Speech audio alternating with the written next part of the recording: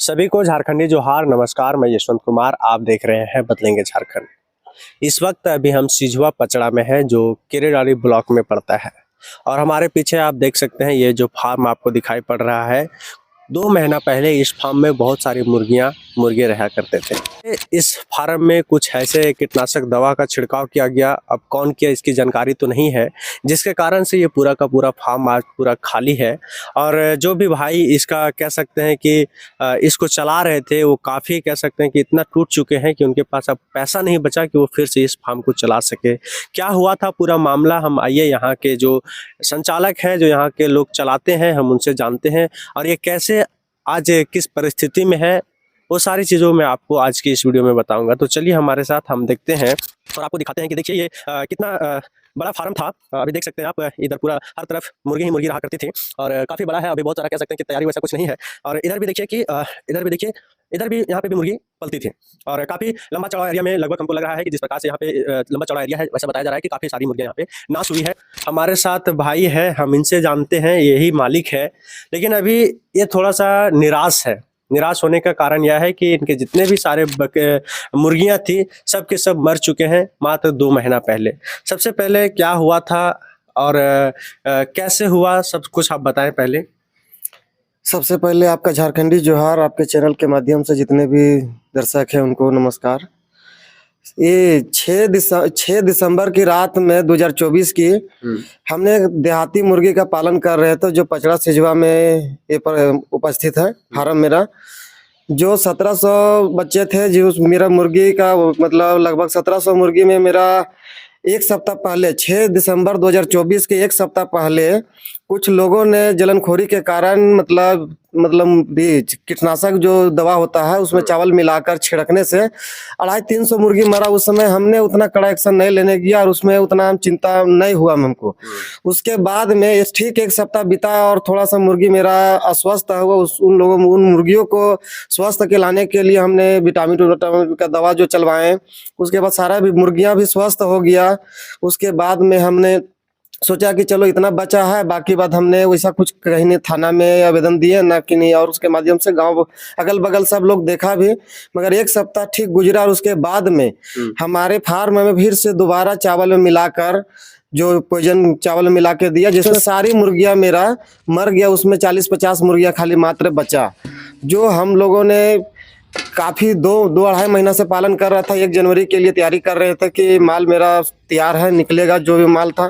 खुद से union bank of India से चट्टी बारियातू से लोन लेकर हमने अपना व्यवसाय को चालू भी किया था। और वहाँ जो यूनियन बैंक का जो ब्रांच मैनेजर, वो सब खुद आके विजिट भी किए, लोन भी दिए। और हमने अपना बिजनेस को आगे बढ़ाने के लिए बहुत सुचारू रूप से हमने अच्छी तरह से चला भी रहे थे। हम लोग दोनों परिवार मिलजुल कर यहाँ फार्म में पूरी तरह से चला रहे थे।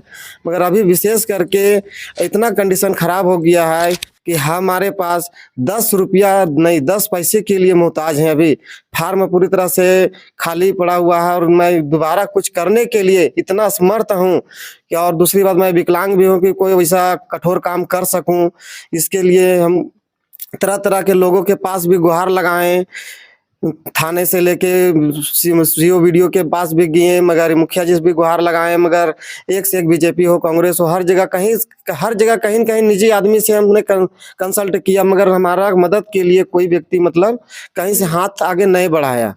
जिसके चलते लास्ट में हमारे स्थिति इतना परिस्थिति में बदलते जा रहा है कि कर्ज भी बढ़ते जा रहा है और हम भी अनबैलेंस होते जा रहे हैं कि अब मेरे पास कुछ बचा ही नहीं। कर्ज लेकर किसी तरह फार्म बनाए थे। उससे पहले हम लगता है कि साल भर पहले हजारीबाग में टोटो चालक थे, टोटो खुद चलाते थे अपना रख के।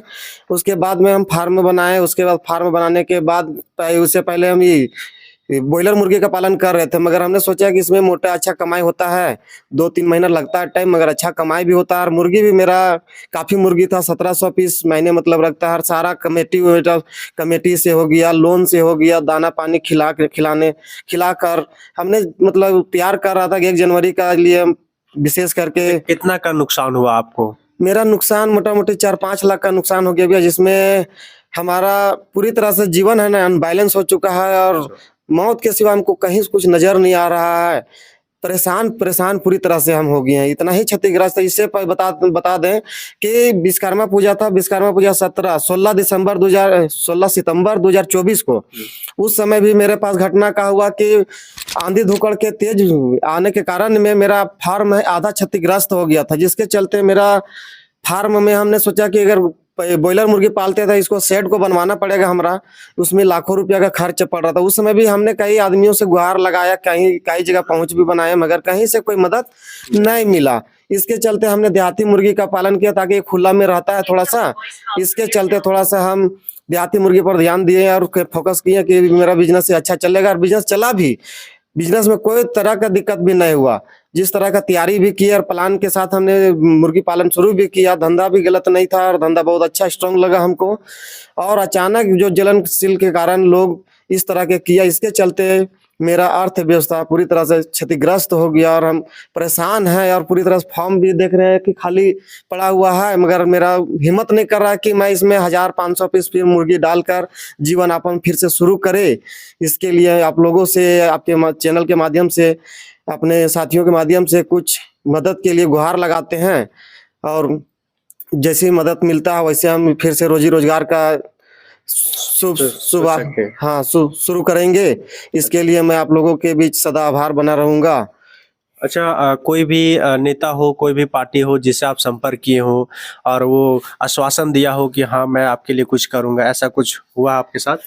वैसा तो हमने कई जैसे विशेष करके बताइए, इलेक्शन कुछ ही दिन पहले गुजरा है, हमने ये जैसे कांग्रेस की नाम ले ले, उसका निजी प्रखंड अध्यक्ष बोलिए या पंचायत अध्यक्ष बोलिए, उन लोगों से भी विचार किया। और गांव में भी बहुत वैसे वैसे है, हमारे कांग्रेस का भी एक से एक निजी आदमी है, बीजेपी का भी एक से एक निजी आदमी है, उन लोगों तक हमने पहुंचा। हम पे वो असहाय आदमी डायरेक्ट किसी नेता के पास पहुंच नहीं सकते हैं।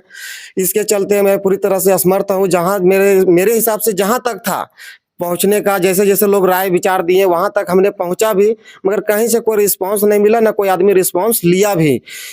ऐसा स्थिति में मेरे पास। अच्छा, अब उम्मीद किससे बचा हुआ है आपका? कोई एक ऐसा उम्मीद रहता है ना कि जब कैसा भी परिस्थिति आ जाए कि अब कोई मेरा रखने वाला नहीं है, कोई संभालने वाला नहीं है, आप ऐसी परिस्थिति में है कि अब कुछ कहा नहीं जा सकता है, तो ऐसी परिस्थिति में आप किससे मदद मांगेंगे?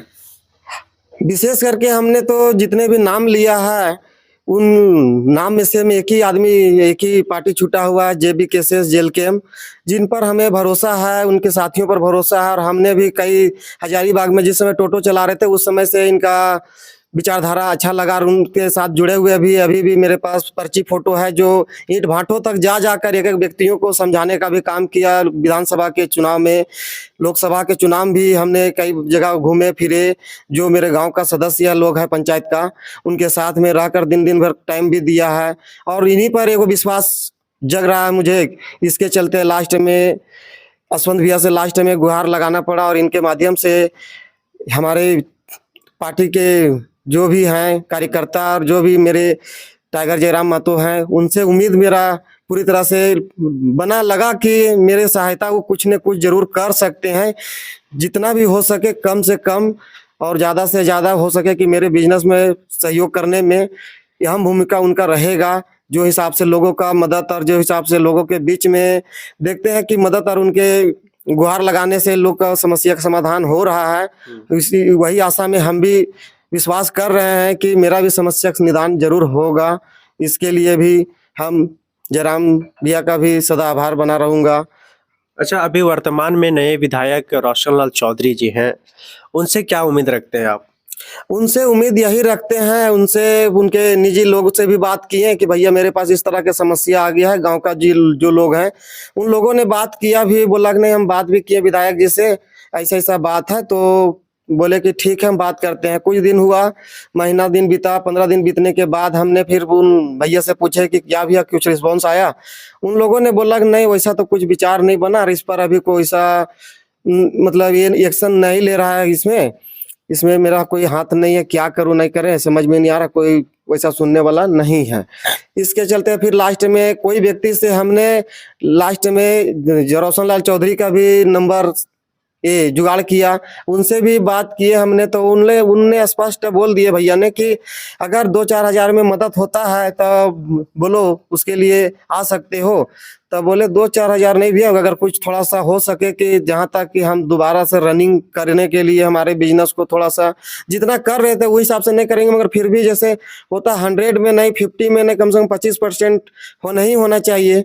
इसके चलते मैं अब अगले बार से, नेक्स्ट बार से कैमरा उमरा के साथ, और जो भी ऐसा कर रहा है ऐसे व्यक्तियों को क्या हम सोचे, उनके लिए मेरा कुछ बोलने का शब्द नहीं बच रहा है कि अपाहिज होते हुए भी इतना बड़ा बिजनेस लाखों में सपना देखकर हमने ठाना, और लोग इस तरह का जलनखोरी करके बर्बादी करने का जो काम करता है, ऐसा कृपया दोबारा हमारे पास नहीं बल्कि किसी और के पास भी ना करे, और ऐसा गलत विचार भी ना करे। अगर विचार बनता है तो गलत उस आदमी से करे, डायरेक्ट उस पर वार करे जो आदमी आपके साथ गलत कर रहा है। ऐसा नहीं कि उनके धंधा पर करे, उनका बिजनेस पर करे, ऐसा नहीं कि उनके जो भी उसका जीवन यापन का चल रहा है विधि व्यवस्था उस पर हम करें।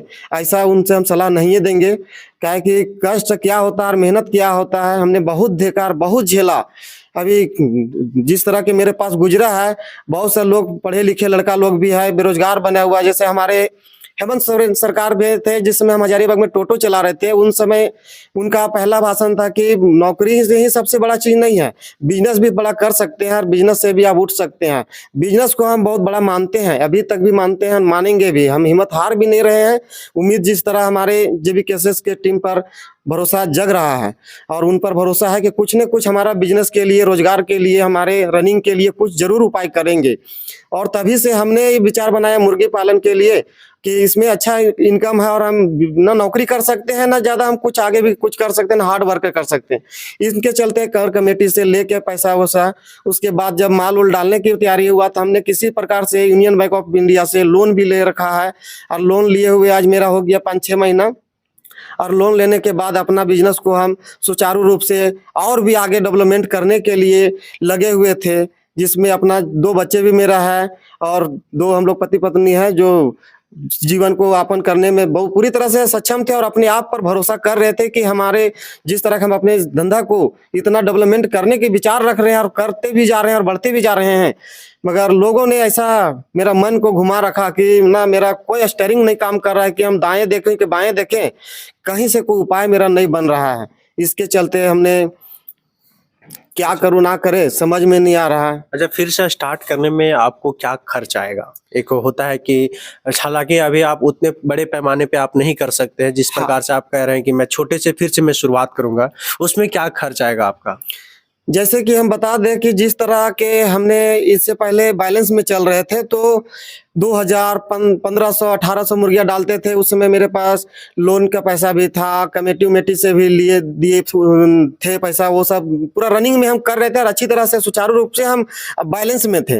मगर अभी जिस तरह की स्थिति मेरे पास गुजर रहा है, ना 10 रुपया का सब्जी खाने के लिए मेरे पास कुछ बचा। क्या है कि सिंगल हम इसी पर आश्रित हो गए थे पूरी तरह से, जो कि पति पत्नी हम लोग दोनों दिन रात हो मेहनत करने में पूरा तरह से इस पर हम लोग ध्यान देकर अपना बिजनेस को किसी तरह आगे बढ़ाने का हम विचार कर रहे थे। और उसी के दरमियान इस तरह का घटना हुआ, जिसमें मेरा दोबारा से रनिंग करने के लिए कम से कम 1000 मुर्गियां भी करते हैं तो मेरा 1-1.5 लाख रुपए का खर्चा गिरता है, अगर बॉयलर भी करे फिर भी तो। मगर फिलहाल के लिए अगर 1-1.5 लाख का बिजनेस के लिए रनिंग भी हो जाए मेरा, फिर अगला नेक्स्ट बार से खुद का मैं अपने पाँव पर, जिस तरह बोलता है लोग खड़ा हो जाए, उस तरह रनिंग को धीरे धीरे एक पॉइंट बढ़ता ही जाएगा, मगर घटने का नाम लेगा ही नहीं, क्योंकि बिजनेस पर मुझे भरोसा है और लोग पर भी भरोसा है। चलिए, बहुत बहुत धन्यवाद। आप देख सकते हैं ये जो भाई हैं ये विकलांग भी है, इनका पैर एक जो है ये थोड़ी सी समस्या है, ये अच्छे तरीके से काम नहीं कर पाते हैं, और ये आपसे उम्मीद लगाए हैं। इनका खर्च बहुत ज़्यादा हो चुका है, ये काफ़ी परेशान है, और ये जेल कैम्प, जेबी केसेस और अन्य जो पार्टियां हैं उनसे भी आशा रखे हैं, उम्मीद रखे हैं कि इनका बिजनेस जो डूब चुका है ये फिर से शुरुआत करना चाहते हैं। ये हिम्मत नहीं हारे हैं, इनके अंदर वो भी जज्बा अभी भी कायम है, और ये चाहते हैं कि मैं फिर से इसी बिजनेस को फिर से मैं उसी ऊंचाई के पर लेके चलूँ जहाँ से ये पीछे गिरे हुए हैं। लेकिन इनके पास अभी एक पैसा भी नहीं है, इनके पास एक पैसा भी नहीं है, और ये आपसे उम्मीद रखते हैं। जितने भी सारे दर्शक देख रहे हैं, या फिर जितने भी सारे कार्यकर्ता हो, जितने भी सारे नेता हो, मैं भी आप सभी लोगों से चाहूंगा कि ये भाई का सहयोग करें, क्योंकि ये भाई अभी काफी निराश है, काफी हताश है। आप इनकी आंखों को आप देख सकते हैं, आंखें इनकी नम है। मैं भी चाहूंगा कि आप लोग इस भाई को जरूर सपोर्ट करें। जो भी आपका सहयोग होता है, मैं ऐसा नहीं कह सकता हूं कि आप लोग इतना ही कीजिए, आपकी तरफ से जितना भी चलता बनता हो आप उतना सहयोग करें, ताकि ये भाई फिर से खड़ा हो सके। और यहाँ पे फिर से कह सकते हैं, ये जो फार्म आपको खाली दिखाई दे रहा है, फिर से ये बिजनेस को चालू करे और अपना ये जीवन, जो आज इनका जीवन गड़बड़ा गया है, उस जीवन को फिर से ये सुधार सके। तो बस हम आपसे उम्मीद रखते हैं, आपसे ये आशा रखते हैं कि आप लोग जरूर सहयोग कीजिएगा। और इनका जो फोन पे नंबर होगा, इनका जो गूगल पे नंबर होगा, हम आपको स्क्रीन पे दे देंगे, आपको डिस्क्रिप्शन बॉक्स में दे देंगे। इनका जो स्कैनर होगा मैं आपको इसी वीडियो में दे दूंगा, ताकि आप इस भाई को डायरेक्ट सपोर्ट करें। आप मुझे सपोर्ट ना करें, इस भाई को डायरेक्ट सपोर्ट करें, ताकि आप जो भी पैसा सेंड करेंगे ये भाई के खाते में जाएंगे और ये भाई फिर से अपना बिजनेस को स्टार्ट कर सके। मैं चाहूंगा कि जेल कैंप के जितने भी कार्यकर्ता हो, जितने भी नेता हो, मैं उनसे भी चाहूंगा कि इनकी बात जो है वो टाइगर जयराम हाथों तक पहुंचा दें, ताकि वो इन पर कुछ एक्शन ले सके, ताकि ये अभी काफी निराश है, इनके जीवन में खुशियां वापस आए। तो बस आज के लिए इतना ही, मिलते हैं हम नेक्स्ट वीडियो में। धन्यवाद।